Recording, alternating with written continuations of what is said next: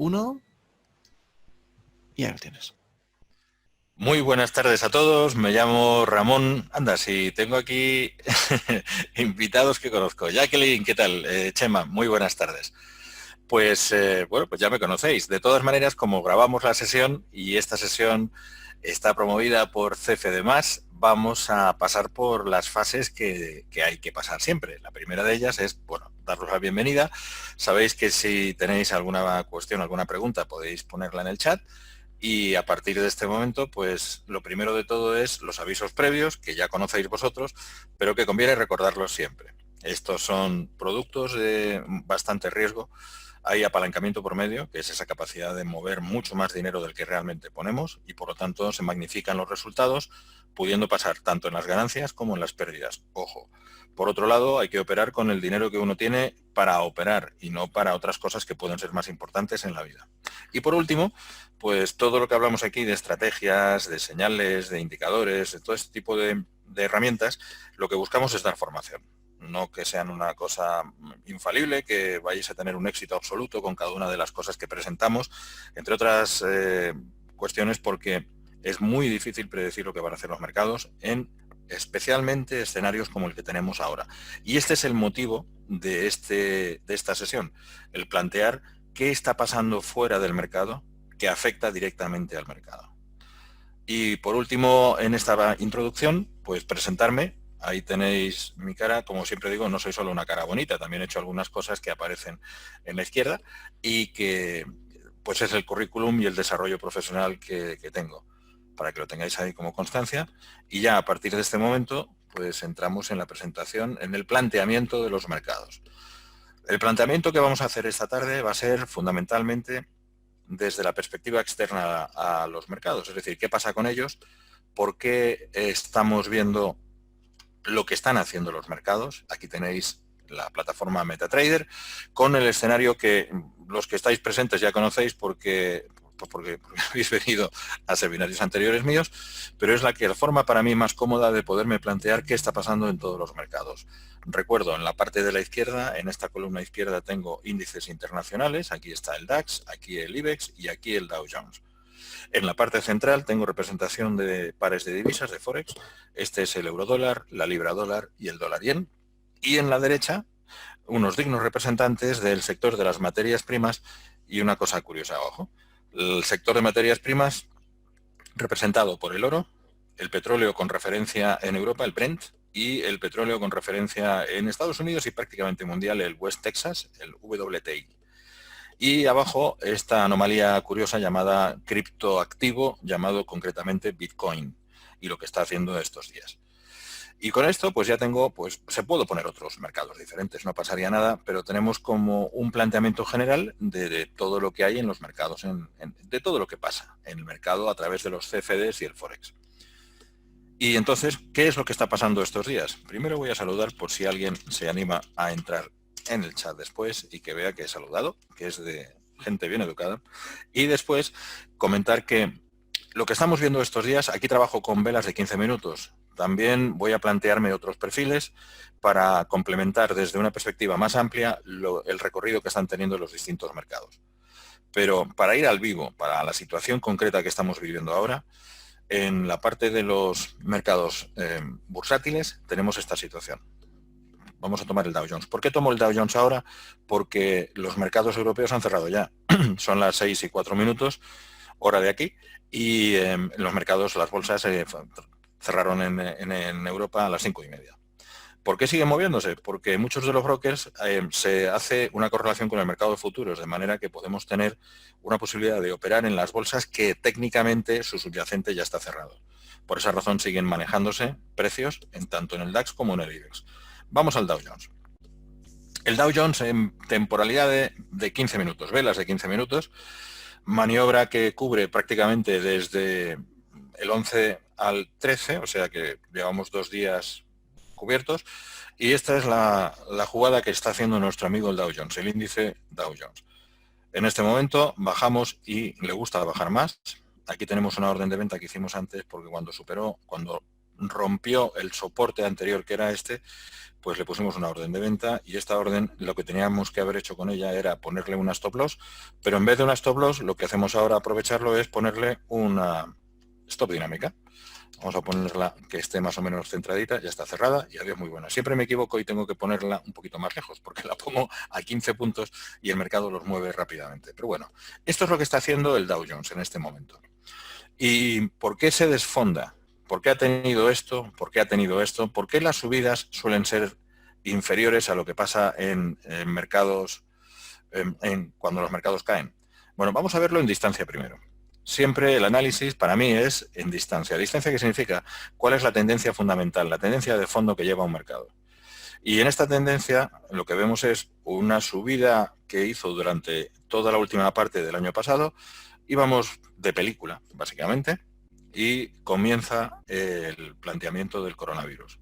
Ese planteamiento nos desfonda y nos mete desde niveles que ya teníamos de 29.500, intentando llegar ya hacia los 30.000 puntos en el Dow, y nos venimos hacia estos niveles de 18.000.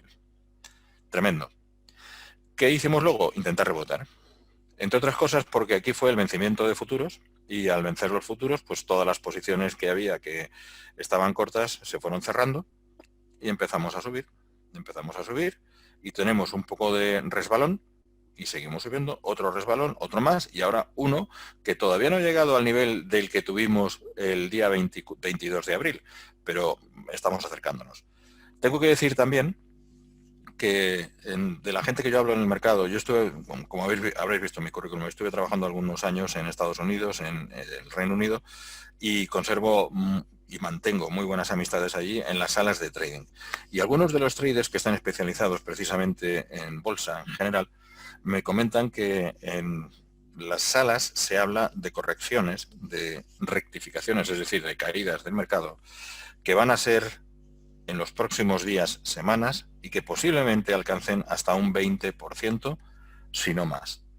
Es decir, esto es algo que se habla en algunas salas importantes, tipo Citibank, tipo Goldman Sachs, JP Morgan y Barclays, entre otras de las personas con las que he hablado. Que puede haber en cualquier otro escenario, que esto puede ahora pegar un empujón y meterse en 20 y pico mil, pero por ahora, 20 y pico me refiero a 27.000, pero por ahora la tendencia que parece más probable en este momento parece que va a ser la de rectificar, la de caer. Cuando estamos hablando de caer siempre buscamos objetivos y ahora los veremos con otro de los perfiles que tengo puesto en MetaTrader para poder plantear hasta dónde podemos llegar. Desde una perspectiva visual, el objetivo parece que va a ser bajarnos hasta los 23.000, estamos en 23.236 hoy, así que quizá pudiéramos llegar hasta los 23.000 si esto sigue bajando más. Y a partir de los 23.000 estamos buscando otros niveles más psicológicamente importantes, 22.500 obviamente, y después de ese ya nos bajamos bastante más, acercándonos al 20.000. Si no llegamos al 20.000 podríamos acabar acercándonos algo a él. Esto es una corrección bastante importante. Si lo planteamos con Fibo, con nuestro maravilloso amigo Fibonacci, que es muy mecánico y muy bonito, lo podemos arrancar desde el último nivel alto hasta el último nivel bajo. Y aquí tenemos el recorrido que ha hecho. Llegamos hasta el 23, del 23 nos metimos directamente al 38, del 38 nos subimos al 50, intentamos subirnos al 61 después de una rectificación, no pudimos hacerlo y hemos estado toreando el 50 para ahora empezar a buscar de nuevo el 38. Este es el planteamiento FIBO. También como sabéis los que habéis venido a alguna sesión anterior mía, hola Jorge, ¿qué tal? ¿Cómo estás? Pues en estas ocasiones lo que pasa es que después volvemos a tirar para abajo y cada vez tiene menos valor. O sea, lo que puede hacer después ya es la zona gris de proyección. Fibonacci no dura toda la vida. Así que, bueno, pues cortamos esto y seguimos adelante con otra perspectiva más a corto plazo. Perdonad, voy a cerrar la puerta porque siempre suele ocurrir que se habla, como tengo oficina a casa, pues se habla de fondo. Espera.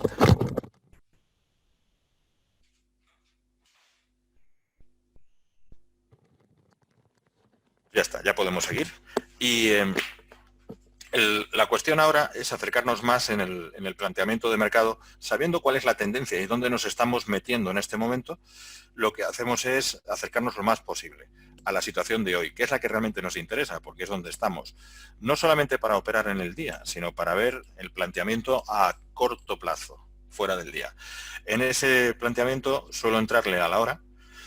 La hora es bastante interesante porque cuando el Dow Jones empieza ya mercado, que es en las últimas velas que tenemos aquí, vemos que la corrección es importante, es severa. ¿Qué es lo que está pasando? Bueno, pues lo que está pasando es que habló la Reserva Federal Jerome Powell, y el Powell dijo pues las cosas como las ve. Es decir, hay un escenario complicado, muy complicado. Algunos de los economistas importantes hablan de que va a haber una caída este mes, de hecho, de un 30% del Producto Interior Bruto, es un 32% en concreto lo que decían, y que después para final de año la caída se va a quedar solamente en el 9 o en el 10%, solamente en Estados Unidos. Y todo esto nos gusta en las bolsas, porque si hay un deterioro importante de los datos macro, nos vamos todos al suelo. Y por esa razón, lo primero que ha hecho el mercado ha sido caer. Y después quizá podamos subir. Dice, por ejemplo, acaba de salir, yo tengo una web que no es una web, es una consola, que es el Twitter, donde puedo recibir noticias de aquellos instrumentos y de aquellos puntos que me interesa seguir, pero la tengo en forma de consola, como una cosa que se llama TweetDeck. Hay varias de ellas, HotSuite y otras, pero vamos, la que yo uso mucho es TweetDeck. Y la tengo en otra pantalla que está al lado de esta. Aquí acaba de salir una información de Tepper, que es uno de los brokers, que dice estamos entre un 10% y un 15% largos en las bolsas. Lo está diciendo en la CNBC. Dice, el mercado bursátil está sobrevalorado y hay un montón de liquidez. Dice, no es bueno el ratio riesgo-recompensa. Y bueno, pues dice que los movimientos de la Fed han ayudado a que las bolsas suban últimamente, pero hay una situación un poquito complicada en este momento.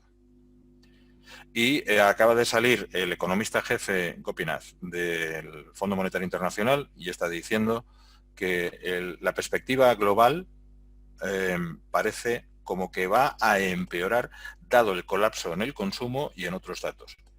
Es decir, que las únicas noticias que están saliendo en este momento nos invitan a plantear un escenario negativo, bastante negativo en las bolsas. Ahora, en caliente. Pero también a medio plazo o a corto plazo o de aquí hasta el viernes. Porque son planteamientos que no son positivos, coño. Y caramba, y en esa situación, pues, mal. Escenario macro, negativo. Lo vemos en las bolsas y lo vemos también en el Forex. ¿Por qué lo vemos en el Forex? Bueno, ya lo sabéis los que estáis en seminarios anteriores, porque el dólar es un valor refugio, se considera valor refugio. Como se consideraba valor refugio el oro hasta que ha empezado a ir por libre últimamente. Y ahora veremos por qué. Pero al ser el dólar un valor refugio, si hay negatividad en las bolsas, si las bolsas caen, si hay depresión, lo que ocurre es que muchos inversores y muchos especuladores se ponen a comprar dólares. Fundamentalmente porque es mucho más sensato tener dólares en la mano que tener cualquier otra moneda. Tener suizos está bien también, que es otro valor refugio, yenes también, pero aparte de ellos, los euros no son los más interesantes, sobre todo con los conflictos que tenemos incluso dentro de la propia eurozona, no ya con otras entidades de fuera como el asunto del Brexit y compañía. Mala cosa. Por lo tanto, se compran dólares y si se compran dólares, el eurodólar baja. También baja la libra dólar, porque hay mucho más confianza en el dólar que en la libra. Por lo tanto, baja libra dólar. Hay menos dólares por libra, como hay menos dólares por euro. Y en el caso del dólar yen, si no fuera porque el yen es valor refugio, lo veríamos empujar hacia arriba. En una forma, digamos que inversa, girando la cabeza hacia la izquierda y mirando, por ejemplo, el eurodólar y el dólar yen, sería como los dos lados de una copa.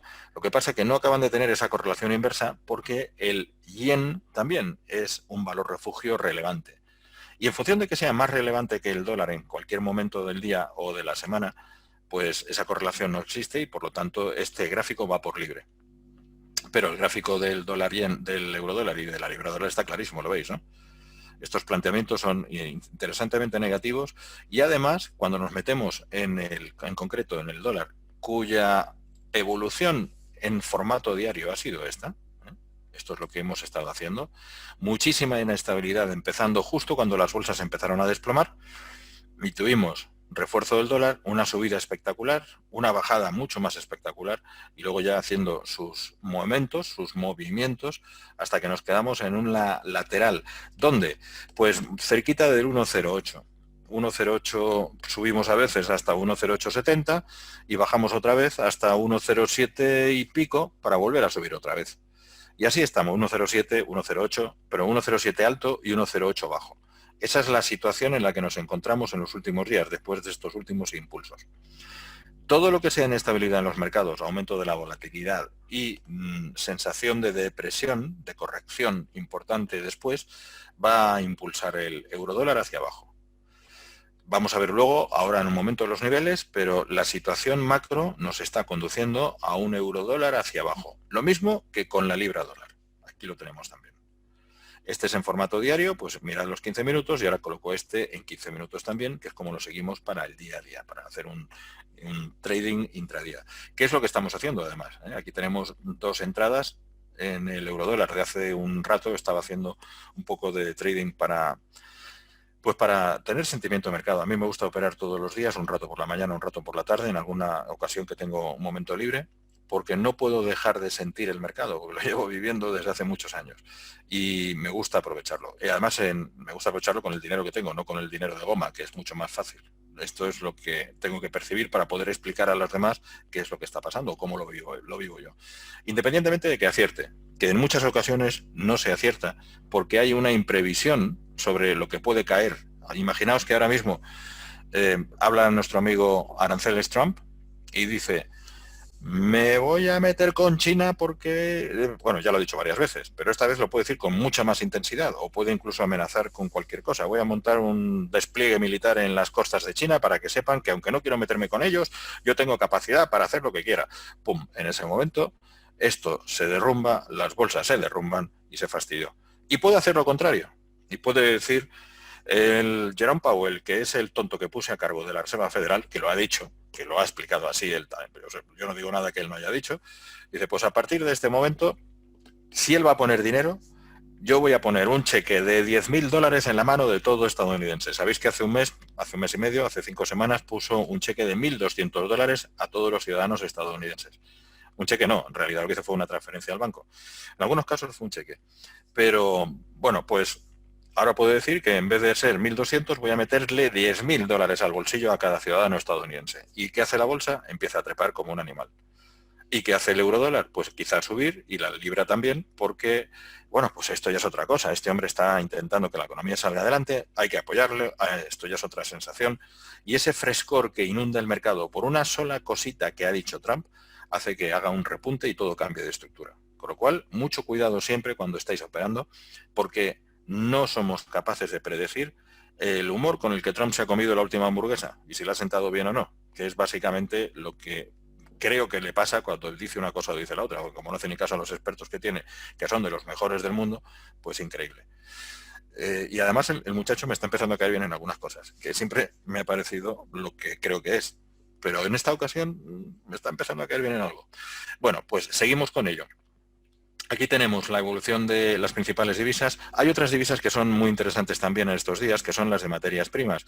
Yo pondría la libra dólar, pondría el australiano, el dólar neozelandés, el dólar canadiense, los 3 dólares que están fuera de Estados Unidos principalmente, porque son forex, son pares que trabajan con una materia prima. Canadá, Nueva Zelanda, Australia viven de su producción del sector primario, de materia prima pura y dura, ya sea petróleo como el caso de Canadá o ya sean metales como en el caso de las otras dos, maderas, etcétera. Y son muy sensibles a la evolución de la economía mundial. Mucho de la mano de lo que hace China, por supuesto que es su principal comprador, pero independientemente de ello, en el caso de Australia y Nueva Zelanda, independientemente de ello, están muy sensibilizados a lo que pasa en la economía. Si la economía crece, sus monedas crecen, se refuerzan. Si la economía cae, sus monedas no valen nada, porque muchos de los inversores salen de una moneda que es débil o que está basada en materia prima, que en este momento no es un artículo precisamente demandado, y se van, como decía, al dólar, al franco suizo y al yen. Así que planteamiento en principio negativo para ellos, pero se puede operar muy interesantemente en sentido contrario lo que hacen las divisas basadas en las materias primas. Commodity currencies, que llaman en inglés. Y después tenemos aquí al amigo, el metal dorado por excelencia, nuestro amigo el oro, que va muy por libre en esta temporada. No es normal que haga esto. Esto es el oro puesto en temporalidades diarias. Y él ha estado manejándose durante la última parte del año pasado en una pequeña depresión. Esta depresión era natural porque las bolsas estaban disparando y estábamos llegando a máximos constantes. Y de repente, para el 2 de enero, empieza a subir. ¿Por qué lo hizo? Pues fundamentalmente lo hizo porque muchos inversores de los grandes, de los que llamamos ballenas, se planteaban hasta dónde va a poder seguir subiendo el Dow. Va a llegar a 30.000, va a llegar a más todavía, y el S&P y el Nasdaq y todos los valores de bolsa. Entonces, por si acaso, sin dejar de tener la inversión en bolsa, empezaron a colocar alguna participación en el oro. Porque como el oro siempre va en contra de las bolsas, dices, bueno, si en algún momento hay algunas correcciones en bolsa, al menos con el oro nos podemos cubrir de algo de ello. Y se colocaron en él. Siguieron colocándose en él. Cuando empezó el follón del coronavirus, la reacción natural es colocarse en él. Y de repente hace un primer golpe, un golpe enorme hacia abajo, y ya por fin empieza a subir, pero no llega a trepar hasta el nivel que sería lógico en función de la caída de las bolsas. Aquí cambió el escenario. ¿Y qué es lo que ha pasado con el oro para que cambie? Pues hay una explicación que corre por los mercados desde que empezó a plantearse esta situación, porque todo el mundo se quedó con los ojos a chinas diciendo qué está pasando aquí. Y la explicación es que el oro, aunque es un valor refugio importante, y cuando las bolsas suben mucho el oro baja, y cuando las bolsas bajan el oro sube, bueno, en casos extremos, cuando hay una absoluta desplome absoluto de las bolsas, también sale dinero del oro, pierde valor. ¿Por qué? Porque muchas personas están apalancadas en la bolsa. En futuros, en ETFs, están colocados en opciones, y para mantener sus niveles de posición sacan dinero, para estar líquidos, sacan dinero de la renta fija y del oro. Y de otros metales, pero fundamentalmente de estos dos, de la renta fija y del oro. Y al sacarlo pierde valor el oro. Esa es una primera explicación. La cuestión además es que otras personas que están metidas en bolsa, como tienen gran parte de su capital de inversión en bolsa, pero ahora necesitan liquidez porque están en contención y se cierran las empresas y se cierran otros instrumentos de ingreso que tienen, necesitan liquidez. ¿De dónde lo toman? Del oro. El oro sirve para poder cubrir esos problemas que hay cuando hay falta de liquidez puntual. Una de las cuestiones del oro, lo explico en algún seminario sobre el oro alguna vez, es que en países de Oriente, como en la India o en China, fundamentalmente más en China que en la India, pero también, el oro es ese dinero que uno guarda en tiempos de esplendor, cuando las cosas van bien. El ahorro se suele canalizar a plaquitas de oro, a pequeñas cositas de oro que uno, como las onzas de una tableta de chocolate, pero mucho más fino, que uno puede guardar en casa, metérselas en el bolsillo o ponerlas debajo de la pantalla del ordenador. Y en el caso de que tenga que utilizarlo, porque estoy pasando ahora una crisis financiera, me tiro de esa tableta, le arranco un par de cuestiones, un par de onzas, y lo llevo a un comprador de oro que me da dinero con lo que yo pueda sacar adelante a la familia durante el tiempo que hay crisis. Así es como, esa es la costumbre que hay, no solo allí, también en Europa, en muchos países, en España quizá menos, hasta que se guardaba el dinero en el colchón, y ya como los dineros ya ni se pueden tocar, pues la gente procura hacerlo de otra manera. Pero bueno, la cuestión es que el oro, también por ese motivo, se ha cortado la demanda de él y se ha volcado un montón de oro que estaba en manos de particulares, pero de millones de particulares, para convertirlo en dinero líquido.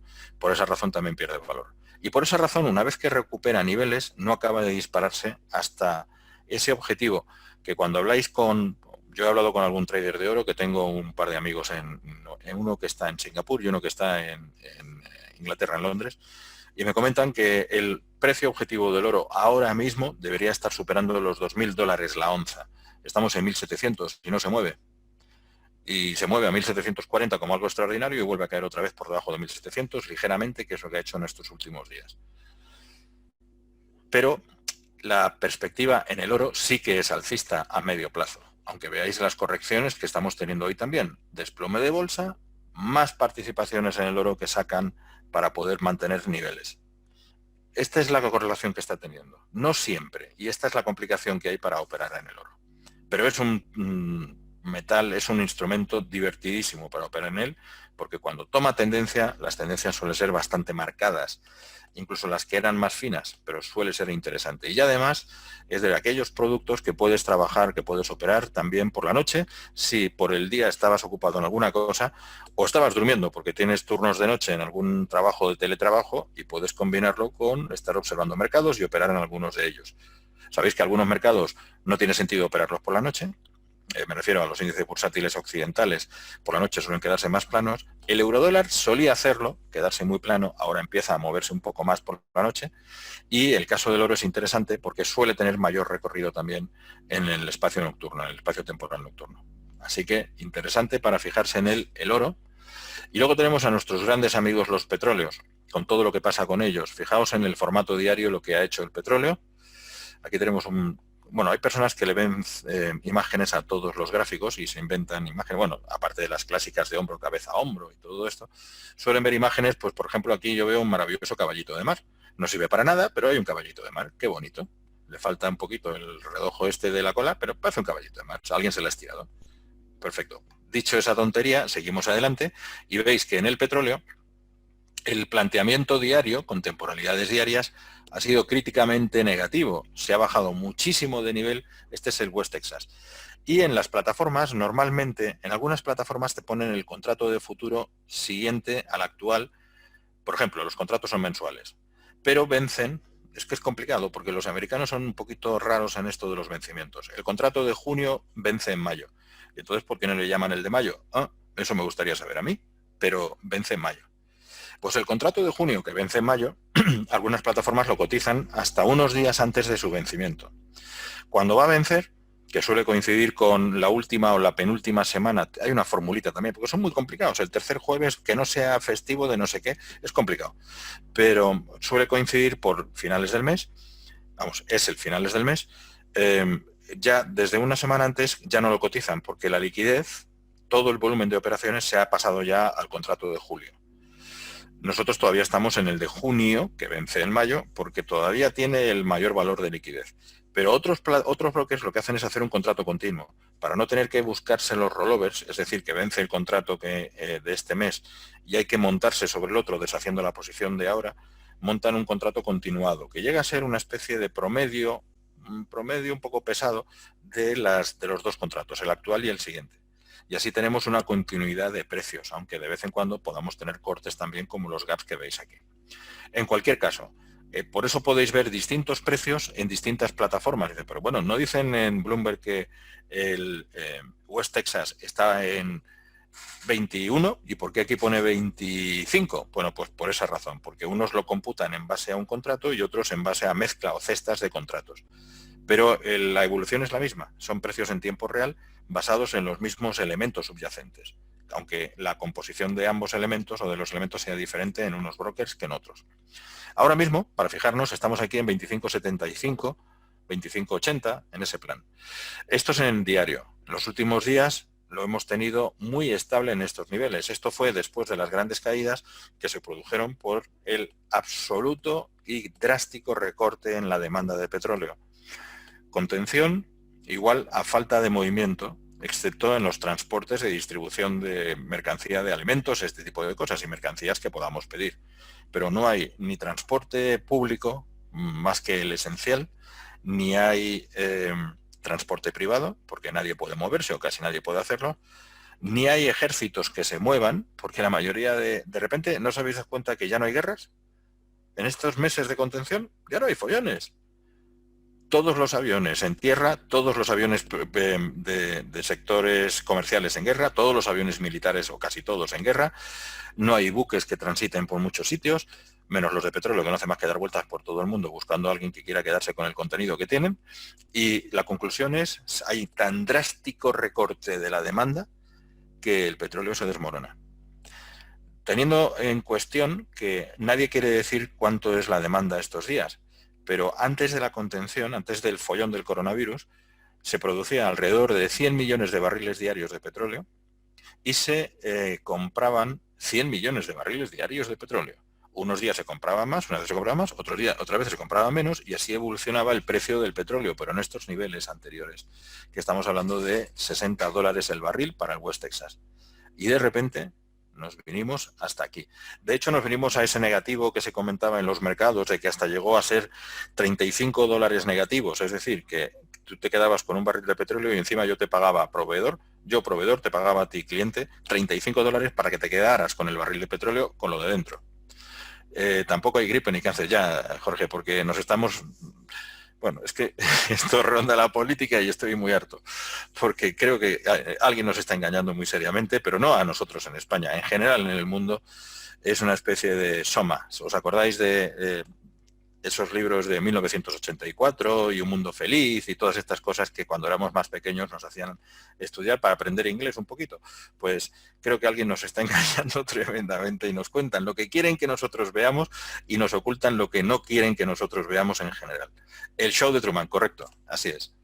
En fin, lo que está pasando entonces con el petróleo es que de repente, a nadie le interesa que esté tan bajo, porque eso lo que hace es provocar una quiebra de los países productores y a la vez está haciendo que no salga adelante, es decir, no se puede almacenar tanto petróleo porque los países productores no tienen más remedio que producir como animales. En el mes de abril ha salido una estadística que no he podido conservar porque me ha llamado un cliente y se me ha perdido dentro del ruedo de noticias, pero una estadística que en el mes de abril se ha producido por los principales países productores más petróleo, como un 10%, un 15% más petróleo que nunca antes, justo cuando hay muchísima menor demanda. Entonces, lógicamente, el precio tiene que desmoronarse.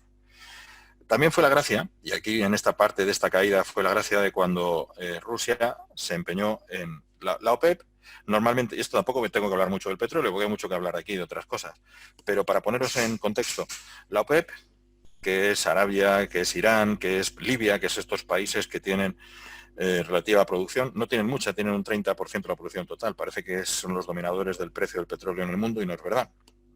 Pero en cualquier caso ellos decidieron recortar la producción y en 15 millones de barriles. Acordaos de la referencia de 100 millones de producción. Bueno, recortar 15 supone bajarlo hasta un 85%, que no está mal. Y en ese momento, Rusia, que está asociado a la OPEP, porque lo bueno que tiene es que no es miembro, pero se pega a la OPEP cuando le interesa y cuando no, no. Pues Rusia dijo, pues mira, en esta ocasión no voy a hacer caso y yo voy a producir mucho más. El hueco que vosotros dejáis lo voy a ocupar yo. Y entonces, nuestros amigos árabes de Arabia Saudita dijeron, pachulo, yo más. Así que si tú vas a producir como un animal, yo voy a producir como un rebaño de animales. Y a ver quién gana. Y eso hizo que el petróleo se viniera a los suelos. ¡Pum! De repente, el Trump quiso hacer un arreglo con Arabia Saudita y con Rusia, porque dijo, joder, yo no puedo aguantar que tengo elecciones a finales de año y todos los petroleros, con todo el empleo que arrastra aquello, se me cierren porque no hemos sabido controlar el precio, cuando nosotros somos el primer país productor del mundo, que lo es Estados Unidos. Y el segundo país productor del mundo no es Arabia Saudita, es Rusia. Y el tercero, Arabia, para que veamos las realidades de las cosas en verdad.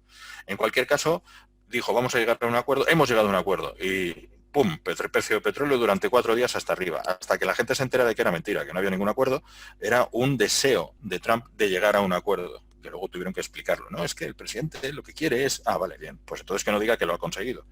En cualquier caso, desánimo total, pumba, todo para abajo. Y ya cuando se notan las cifras de lo que está pasando con el coronavirus, más para abajo todavía. Y en los últimos intentos, esto sí que ha sido el recorte que se ha hecho en la producción, que ha sido efectivo y que Rusia también se ha entrado en esa dinámica de recorte. Y lo que ha hecho varios de los productores de petróleo en Estados Unidos es, unos han cerrado porque no podían mantener la producción, especialmente los de esquisto, que es un poco más caro que el petróleo tradicional, la extracción tradicional, y después otros lo que han hecho ha sido que Trump les va a pagar dinero para que no produzcan. En consecuencia, se restringe un poquito la oferta y especulativamente sale el precio para arriba. Es absurdo, porque seguimos a una distancia tan grande entre la demanda y la oferta que esto podría quedarse a estos precios y nos daría igual. Y además hay tanto petróleo por el mundo que sobra ahora mismo que sería, pero bueno, es especulación. Y últimamente lo que ha pasado hace 2 o 3 días, que también lo he dicho esta mañana en alguna de mis presencias públicas, es que Arabia Saudita le ha dicho a Aramco, que es su brazo financiero, su conglomerado empresarial dedicado al petróleo y a muchas otras inversiones que sacó el año pasado, lo sacó a bolsa además, pues le ha dicho, os recomendaríamos que redujerais vuestra producción, aparte de lo que ya la OPEP ha organizado, en 1 millón de barriles diarios, o sea, un 1% de la producción inicial normal habitual del mundo. Y esa recomendación de Arabia Saudita en realidad es una instrucción. O sea, a nadie en Aramco se le ocurre pasar de una recomendación del rey de Arabia y el segundo, el amiguito. Con lo que al final el precio se ha estabilizado en estos niveles y parece que no va a caer fácilmente. Dicho eso, cuando hablamos de correcciones o de movimientos puntuales, aquí veis que ha habido un punto fuerte, importante hacia arriba, que es cuando estaba hablando Jerome Powell y estaba diciendo pues, su planteamiento de objetivos para el año, y durante la lectura rápida ha sido vamos a empezar a tener una situación mejor, y la lectura mucho menos rápida y más lista ha sido, uy, ya, pero bueno, nos queda. Sin embargo, aquí han hecho su agosto algunos de los operadores que especulan con el precio del petróleo. Y ahora estamos aquí. Y estamos en estos niveles que parece que podríamos estar contenidos. No creo que baje mucho más de este nivel. Y la gracia es que a veces digo eso y de repente sale una noticia y esto se nos viene hasta el 20 y pico, por aquí abajo. Pero en realidad hay un punto de soporte, un colchón por debajo en estos niveles. Así que puede ser interesante el esperar a que baje hasta estos niveles y tantear con un poquito de largos. No digo que lo hagamos, digo que yo lo haría si veo que volvemos a trabajar sobre estos niveles un poquito más abajo, en 25.500, 25.600, 25,60 dólares el barril, y volver a intentar tirar para arriba. A ver si esto puede funcionar. Tenemos días por delante hasta el vencimiento de este futuro, que es el de junio puesto en mayo, así que todavía se puede trabajar bien en el mercado en una actividad diaria, intradiaria, para tomar unos puntillos a ver. Y esto es lo que hacemos con el petróleo. Del Bitcoin me olvido porque esto ni es recomendable operarlo con CFDs, ni en este momento después del halving, que es esa división que se hizo de lo que cobraban los mineros, que se hizo hace 2 días, para evitar la expansión inflacionaria que produce el que cada vez hay más Bitcoins en el mundo, hasta un límite que está marcado por Satoshi, que es el que lo creó, o el grupo que lo creó, porque nunca se sabe quién es el Satoshi este, y que nunca se supo, porque además ha desaparecido, y que planteó hasta 21 millones de Bitcoins, y ahora estamos en unos 18 millones. Así que periódicamente, cuando se llega a una cantidad determinada de movimiento de contratos, ¡pum!, se corta y los mineros empiezan a cobrar la mitad. Los mineros son los que garantizan que todo el proceso es fiable y puede seguir funcionando mucho mejor que cualquier otro medio de pago. Bueno, pues esta es la situación. En general, todos los mercados, en los mercados estos nuestros, no hay un optimismo exacerbado en estos momentos. Puede haber rebotes, siempre puede haberlos. Mirad, como estas velitas pequeñas que están teniendo ahora los futuros del DAX y del IBEX, se pueden deber, por ejemplo, a que alguien ha masticado lo que ha dicho de Guindos, que después de hablar Jerome Powell habló de Guindos como representante del Banco Central Europeo. Y dijo algunas cosas de, bueno, pues vamos a mantenernos mal, pero la salida está cerca, aunque Europa puede tardar 2 años. Todo esto, cuando habla un representante de un banco o de la Reserva o del Gobierno o de la Comisión Europea, suelen hacer siempre la condicional. En esto era un experto Greenspan, en la época suya en la Reserva Federal, y Draghi en la suya en el Banco Central. A Lagarde todavía no le hemos visto un desarrollo largo como para poder criticar el tema. Pero siempre decían, las cosas van estupendamente, y entonces los mercados, ¡bum!, todos para arriba, y luego decía, aunque, y solamente cuando dijera el aunque, ¡fomba!, o todos para abajo, porque aunque todavía tenemos riesgos que pueden darnos complicaciones, ¡bum!, todo para abajo. Sin embargo, otra vez para arriba. Yo, por supuesto, no voy a decir que esto estaba preparado. Obviamente son personas incorruptibles, todos estos representantes de los bancos centrales. Pero, bueno, alguien hace mucho dinero con esos cambios, ¿no? Pero no digo que ellos lo hicieran, por supuesto, sino que siguiendo el hilo de su argumentación, si no la cambia durante un periodo, ya sabes cómo va a actuar el mercado. También el mercado se acomoda a eso y todo el mundo se pone en el mismo lado y entonces se mueve menos. Pero sigue habiendo interesantes oportunidades ahí, aunque no recomiendo nunca operar en el dato. Eso es muy importante. Si sale ahora un dato esencial, que salieron datos en Estados Unidos esta tarde que eran interesantes, salió el dato de índice de precios de producción, que estaba previsto que fuera para menos comida, menos alimentación y energía. En el dato del mes se esperaba un 0%, salió menos 0,3%. También eso ha hecho que empujara el índice hacia abajo. Y esta mañana, antes de que hablaran del Banco Central, salió un dato en la Unión Europea que era la producción industrial. Y aquí es muy interesante porque en el dato mensual, el dato del mes de marzo fue de menos 0,1%, todavía no reflejaba el impacto del coronavirus.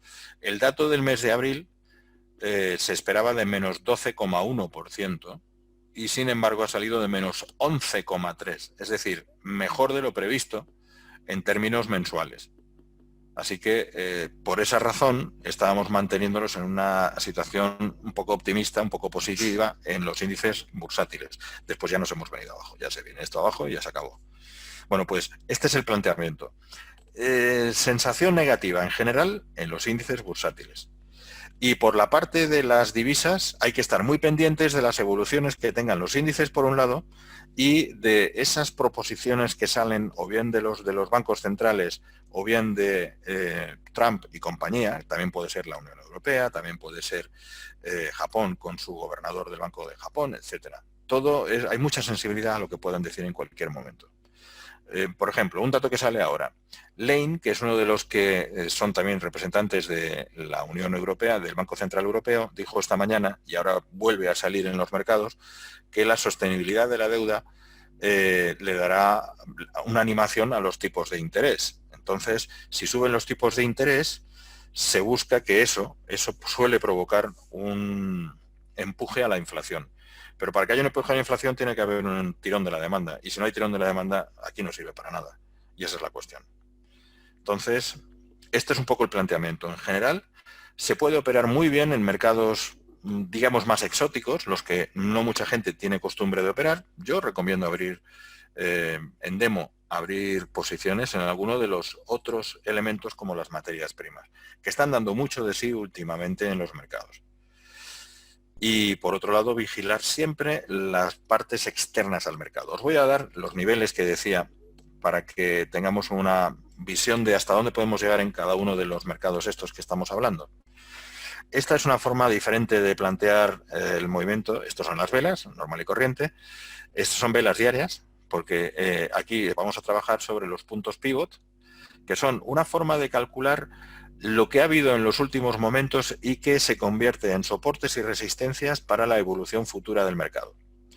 Aquí tenemos tres resistencias, S1, S2, S3, porque en inglés es support, y tres soportes y tres resistencias. Las resistencias es resistance, R1, R2, R3, support, S1, S2, S3.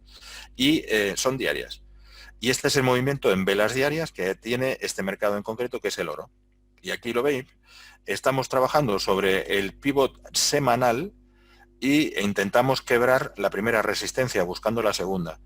La segunda está en 1720, que es como el valor mágico de atracción del precio si va para arriba. Hemos llegado a 1740, 1738,6 son 1740 y volvemos a caer otra vez.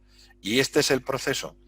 Por debajo tenemos los tres puntos de soporte, siendo el primero 1693, pero tenemos en medio el 1700, que es ese punto pivot semanal, que es el que nos está marcando el importante polo de atracción para la evolución del oro. Pero ya veis los niveles, ¿eh? Aquí 1693, en este estamos en 1684, ponerle 90-80, por decir una forma más redonda, y en este estamos ya por debajo en el 1675 y después ya abajo, al pozo. Pero el nivel de entrada debe ser más hacia arriba que hacia abajo, desde mi opinión, buscando estas resistencias anteriores que se quebraron en su día y que seguimos buscando, para ir a máximos en el caso del oro. En el caso del Dow Jones, lo que tenemos es lo contrario. Está quebrando los niveles que teníamos antes, ha roto los tres niveles de soporte y ahora está apoyándose levemente en el pivot mensual. A partir de aquí, abajo, al pozo también. Pero al pozo con ganas. Y ese es el problema que le vemos. Como decíamos antes, cuando estábamos viendo las velas en el otro gráfico, tiene niveles de objetivos de por aquí abajo, y luego ya los redondos, 21 y toda la historia que hay por aquí abajo. Así que esos son los niveles. Si rebotara, tiene primero que pasar por encima tiene que tocarse en el soporte, que está en 23.500, y después tiene que ir al segundo soporte, que son 23.800, por redondearlo, y el último soporte que lo tenemos ya en el 24.000.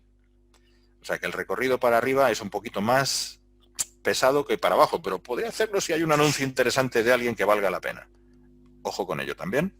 Y después, solo para daros otra referencia en este sentido, la vamos a dar con aquí, por ejemplo, en el Brent o en el West Texas, por sacar el de antes.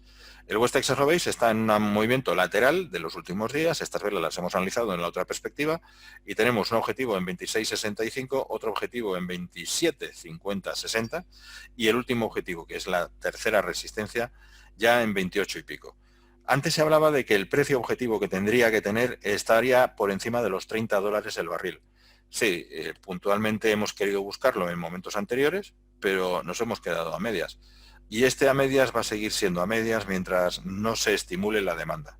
Así que nos vamos a quedar por esta zona. Pero en esta zona las alteraciones de movimiento son interesantes también. Se puede trabajar a gusto con ello. Y otro planteamiento que quería deciros antes de pasar a que me preguntéis todo lo que queráis es, hay veces que muchas cosas se pueden ver con señales. Ya lo conocéis los que os apuntáis a otras cosas mías, pero este es el QQE. El QQE es un indicador que sirve para identificar señales en cada uno de los mercados con temporalidades, para mí, objetivamente ideales de 4 horas.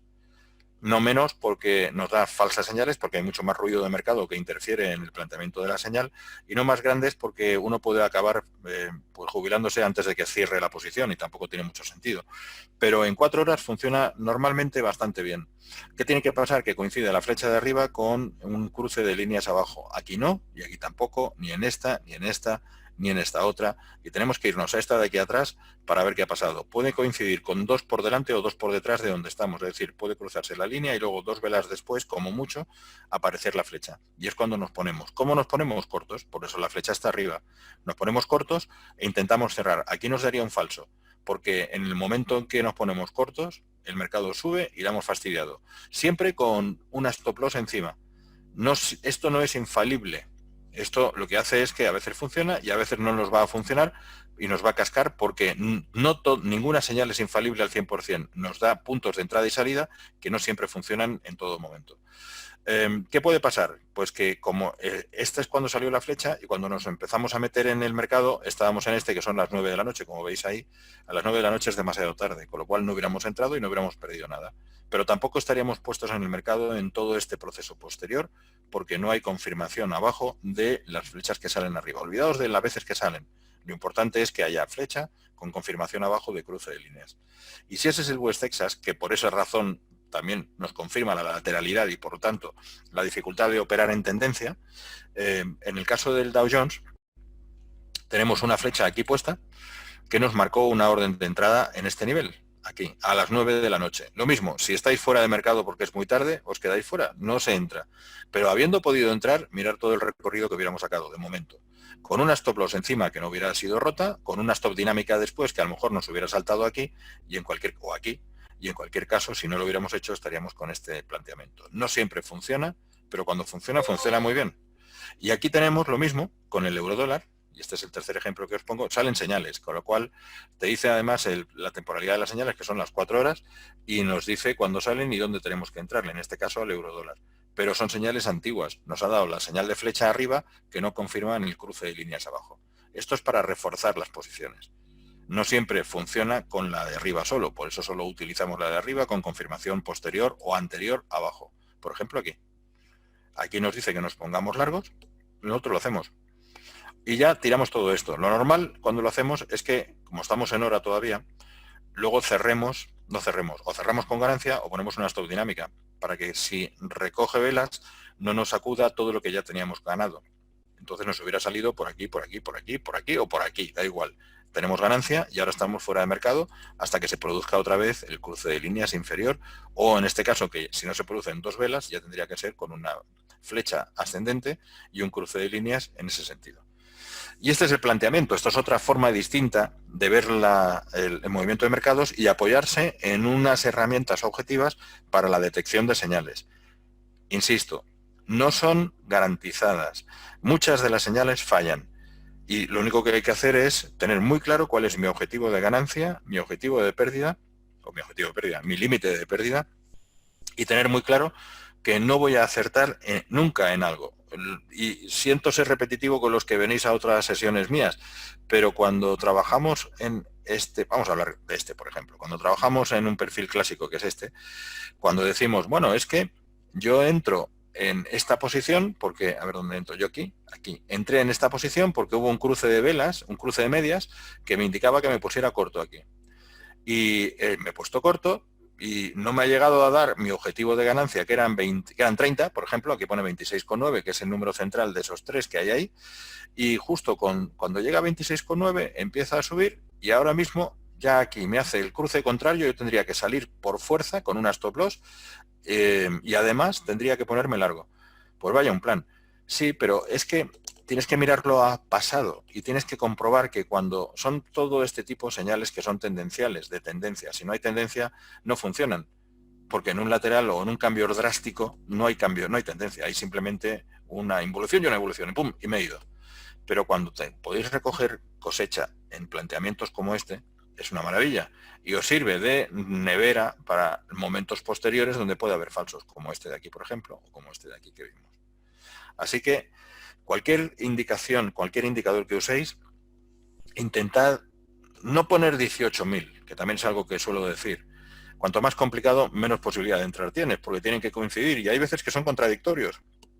Hay indicadores que son de tendencia y otros que son para operar en lateral. Y cuando los mezclas, tienen que coincidir los dos para poder hacer algo y encima puede que coincidan en sentidos diferentes. No funciona. Hay que buscarse lo sencillo. Lo más sencillo es lo que funciona, insisto con ello. Pero el progreso que tenemos que hacer es de muy sencillo a muy complicado y luego daros cuenta de que el muy complicado es demasiado complicado. Hay que volver a lo sencillo. Esa es mi opinión. Llevo muchos años operando en mercados, especialmente en bolsa, en CFDs desde apenas el 2006, que ya son años también, pero ha sido mi conclusión siempre desde que he estado operando. Llegué el momento de saberme todos los indicadores y llegó el momento de olvidarme de la mayoría de los indicadores y centrarme en lo más básico, en el A, B y C, que a mí me representa un provecho. Pero que digo a mí, porque a vosotros os puede representar un provecho hacer cualquier otro tipo de indicador diferente. Un Bollinger, un Supertrend, lo que queráis. Están muy de moda y son muy efectivos la mayoría de los indicadores, pero no son infalibles. Sabiendo eso y marcándose objetivos, a disfrutar. ¿Alguna pregunta? ¿Alguna cosa que queráis saber de por aquí? ¿Alguna cosa? Lo que queráis. ¿Dudas? Cualquier cosa.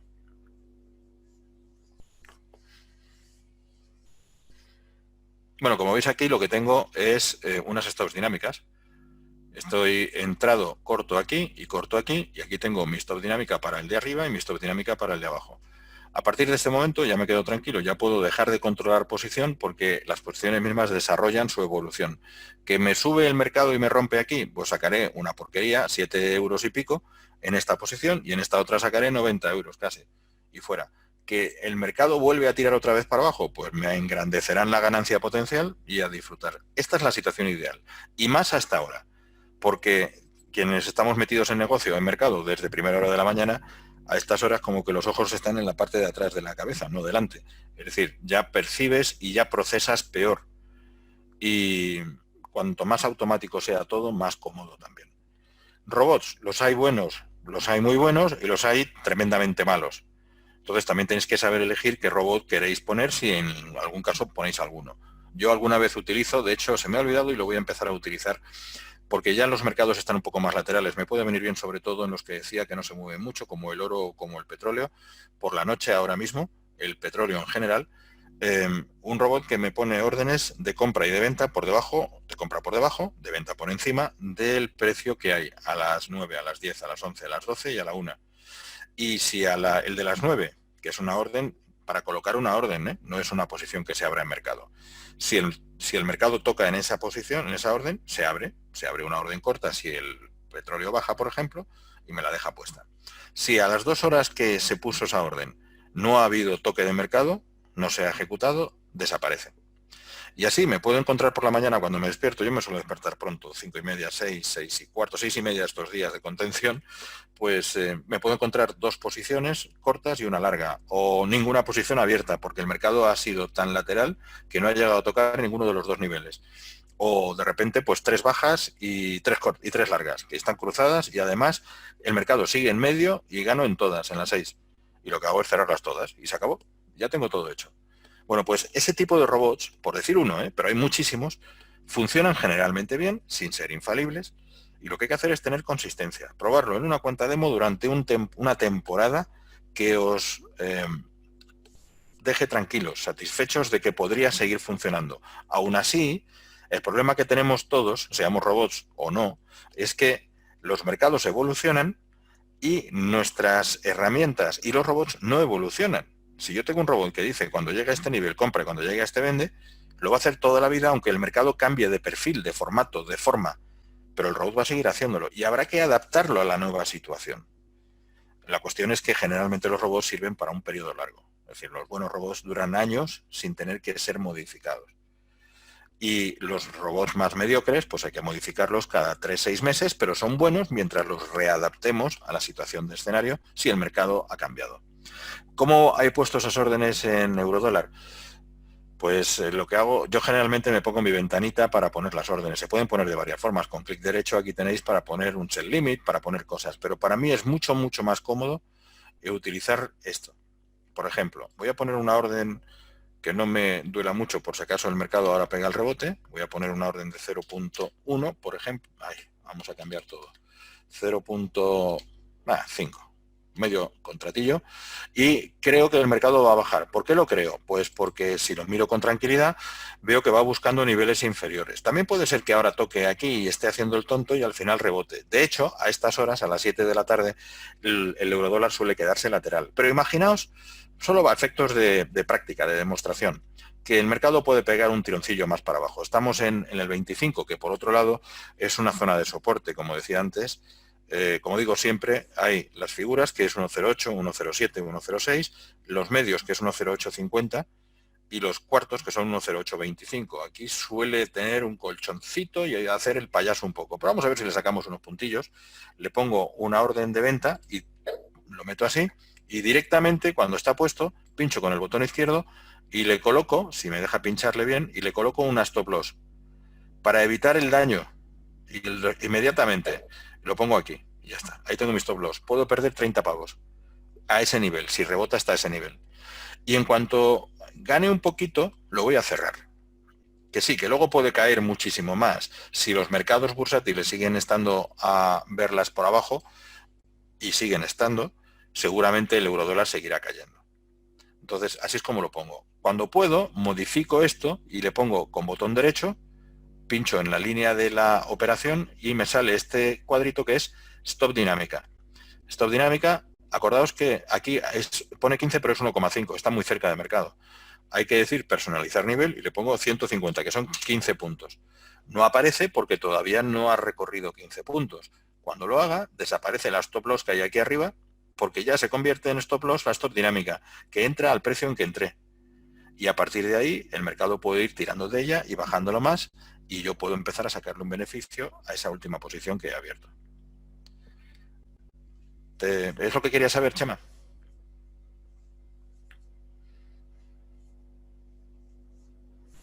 ¿Alguna cosa más que queráis?